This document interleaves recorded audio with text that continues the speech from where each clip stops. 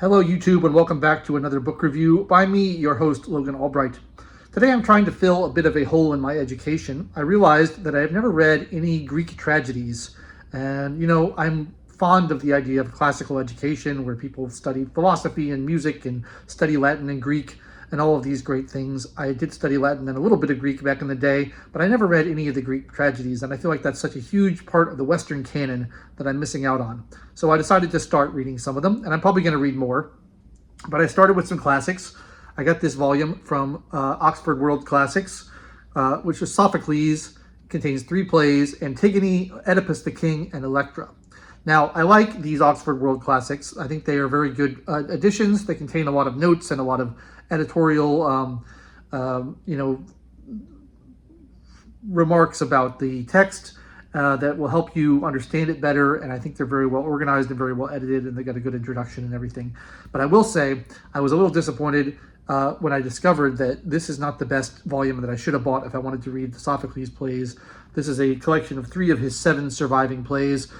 They also have 2 other volumes that contain all 7 of them. But if you buy this one and then you want to buy the remaining 4, you have to get duplicates because of the way that they publish them. So like these are the greatest hits album basically, and then the other ones are the complete ones. And I'm something of a completist, so I regret not buying the other 2 volumes and getting all of them. But these are good ones to start with, and I enjoyed all 3 quite a bit. They were written around 400 BC, and they are very interesting to me in that they're very different from modern theater, the way that they're structured, but there's obviously relationships between those things. You can really see echoes of it in Shakespeare. You can see echoes of it in modern theater, but there's a lot that's very different. One of the things that's very different is the chorus, which I'm having a hard time envisioning in my head, because the chorus is like a group of people who are playing like noblemen or servants or just people who would be around the events, but they all seem to speak as one, and they often speak in the first person singular. So having a whole group, or sometimes they sing, which makes more sense to me, but having a whole group of people speaking as one person and addressing the characters is very odd to me. So I'm having a hard time envisioning how that would look in an actual performance. I may have to seek out a performance and see how they go. The other thing that's different is kind of how straightforward the plots are. They're a lot less convoluted, or a lot fewer twists and turns than you might see in a modern play. They kind of get right to the point. But what strikes me is that even though they're simple in that regard in terms of plot, there is a lot of wisdom and thoughtfulness and philosophy about life and about human affairs and about morality and about honor and all these things. So they're rich with thematic material, which I find very rewarding. And that's why they've survived the test of time. That's why they've continued to be read all these centuries later. It's because they contain little pearls of wisdom about the world that I think is very useful. The first play, Antigone, is about Antigone is the daughter of Oedipus, who is dead by the time this happens.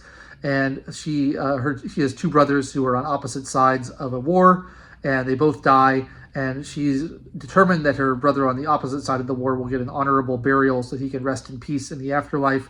And her father is determined that that's not going to happen. And they fight about it, and everybody dies. Very straightforward plot, but a lot of themes about family duty, family honor. There's this recurring theme in all 3 plays about like God's law, or the God's law in this case, the Greek gods, versus man's law. And there's themes about what it is to be a king, what the difference between a ruler and a tyrant is, whether you have to abide by the will of the people or whether you should act on your own authority. A lot of stuff about kind of stewardship of the city, how to treat your family, and it's a very interesting play. I like that one a lot. The second play is the most famous, Oedipus the King, sometimes known as Oedipus Rex. And of course, I'm familiar with the story of Oedipus and the Oedipus complex and all that kind of stuff. I was under the impression that Sophocles wrote that story, but it is a pre-existing myth. All these are pre-existing myths that come from various other Greek writings. There are some other plays about them. Some of them are in the Iliad, which I quite like. So, but the story of Oedipus predates this, and everyone knows that Oedipus is foretold to kill his father and marry his mother, and in trying to avoid this prophecy, he ends up bringing it about.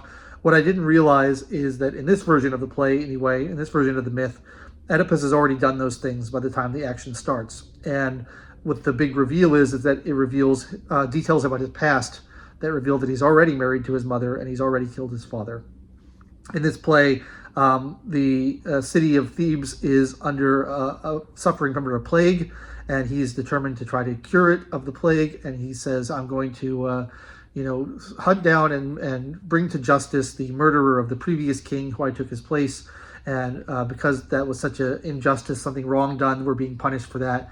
And so I vow to hunt that person down. And over the course of the story, it turns out that he is that very person, and that he ended up inadvertently killing his father and inadvertently marrying his mother, because he was sent away as a child and was adopted by other parents. And when he heard the prophecy, he left those adopted parents thinking they were his real parents in order to not fulfill the prophecy, but ironically fulfilling it anyway.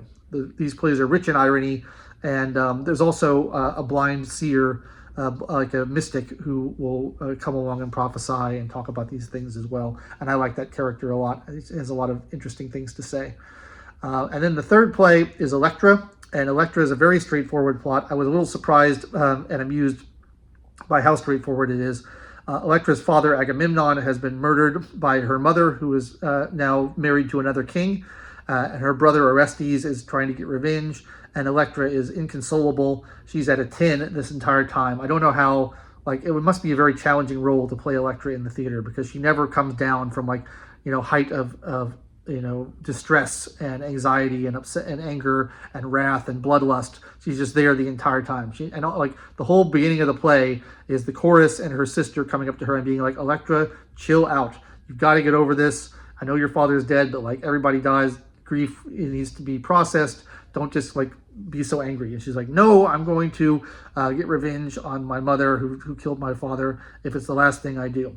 And so I thought the play was setting it up to be a moral about the hazards of pursuing revenge, and why you should move on past your grief and not let it consume you and things like that. But nope, they just get revenge on Agamemnon and the mother, and they get what they are after, and they kill them.